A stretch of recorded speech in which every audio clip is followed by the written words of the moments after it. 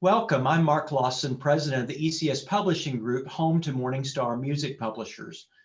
Today, we're going to take a look at a new First-Plymouth Choral Series in the MorningStar catalog. I'm joined by the editor of that series, Tom Trenney, and one of the first composers in that series, Marques Garrett. Welcome to you both.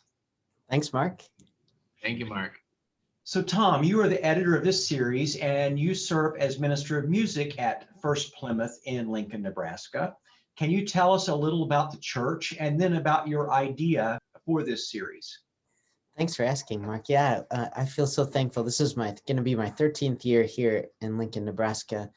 And First-Plymouth has become, in a lot of ways, a place that people are looking to, particularly from our YouTube channel and all the offerings, especially of hymns, but also of choral music and organ music that we've had here, that we've been able to share with people really all over the world. It's been an unexpected surprise. I never would have imagined coming here over a decade ago that anybody would know where Lincoln was, let alone be coming to worship with us week after week. And we've been so grateful to connect with lots of colleagues and friends. And so often we'll get emails asking us about this or that piece that we did and the way we did it. And so in some conversations with you, Mark, we started to think some of these pieces that we've commissioned or that we've kind of worked on here that have been special to us that haven't found a home in a publishing series yet. We thought, well, maybe this could be a place for them, especially if they're pieces that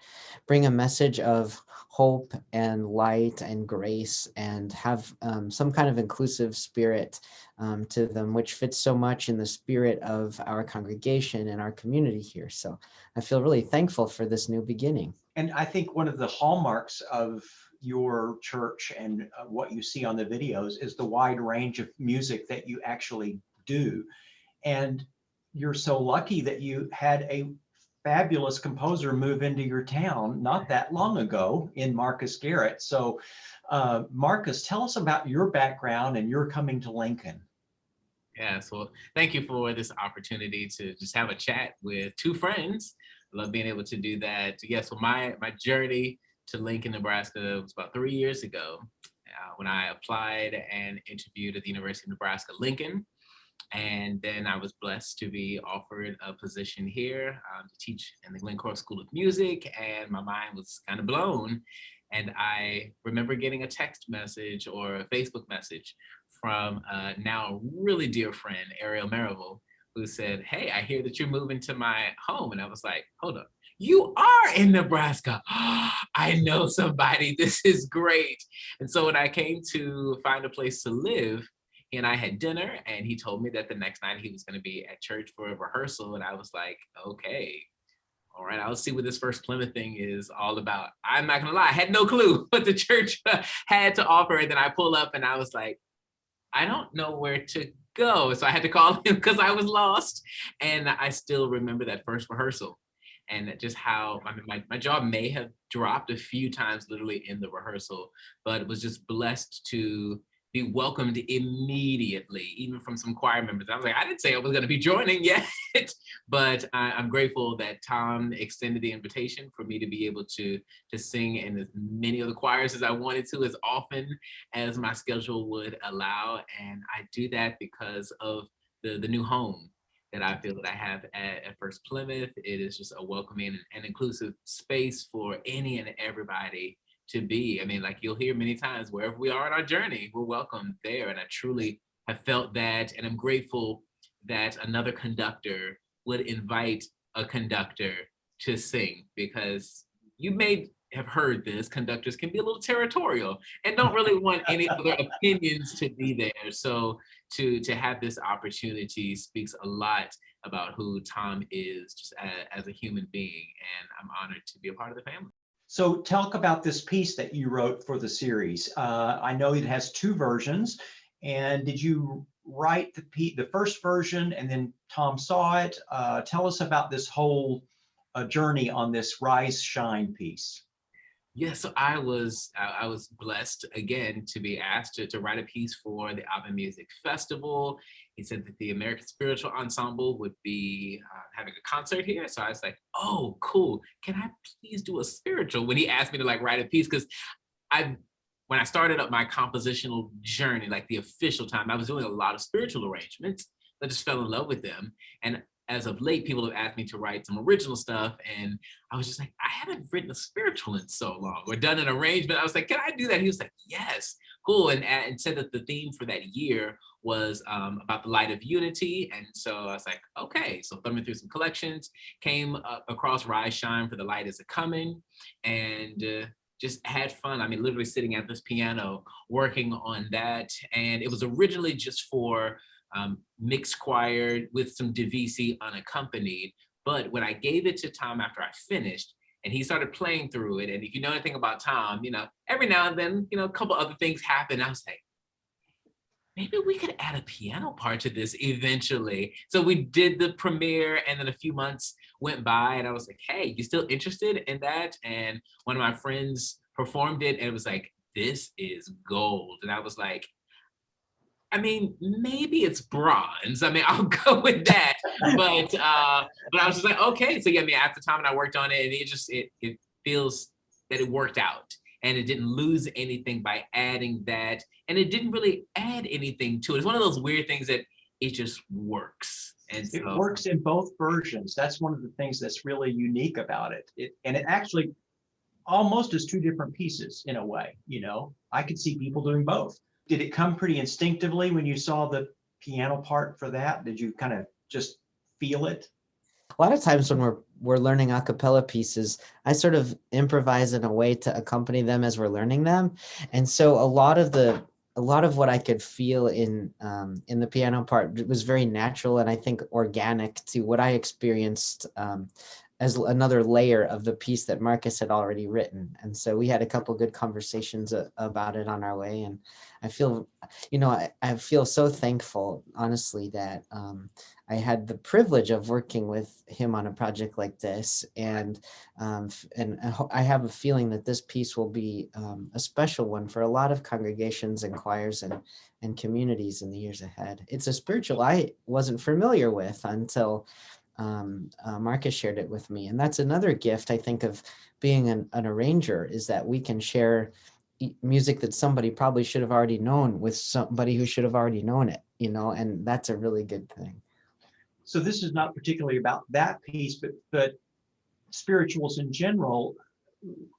I think that they've been incredibly relevant. I mean, they're still so incredibly relevant today. Why do you feel that this relevance continues to be here, Marques? And why did you feel that this particular spiritual would be something that people would gravitate to? I will have to loosely quote my favorite composer, R. Nathaniel Dett.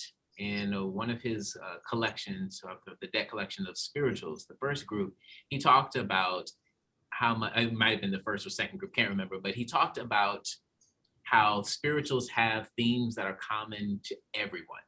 It doesn't matter how people identify, it doesn't matter their time period, their region, none of that. Even though we understand that the music did come from a particular group of people out of a particular situation and circumstances, what they poured out, what those enslaved Africans poured out into song was just from their heart. And he talks about, he being Dett, talked about how people of all, he said, all bards of all races and times have experienced the longing for companionship. They've experienced loss. They've experienced wanting to have maybe some higher power or just something outside of themselves that they can experience.